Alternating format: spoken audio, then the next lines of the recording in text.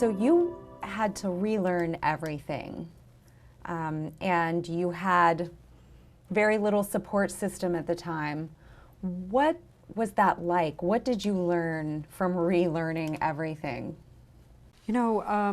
First of all, I've learned the lesson of being a lifelong learner. I've also learned, it was interesting because probably the best thing that happened to me was having the hospital give up on me and push me into a senior citizens home, because when I landed there, all of a sudden I found myself with like 100 grandparents, and they only had me to focus on. So imagine that personalized learning. So it wasn't like a computer was personalizing things for me. It was each person every second of the day was trying to figure out what my needs were, how to walk, how to speak, how to cook, how to be independent again. And and so I learned a lot of things that I've incorporated into the company, like gamification.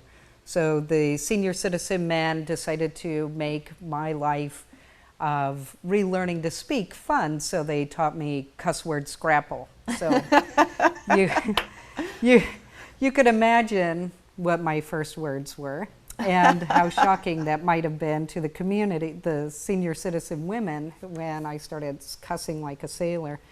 But then the women also really enjoyed, putting a lot of attention around me, but they also had to invent ways of helping a blind person. So at that time, I was completely blind, and, they had no knowledge of how to teach me Braille or how to navigate or use a cane, but they made it up. And so after falling and bumps and bruises, they kind of figured it out. I kind of figured it out.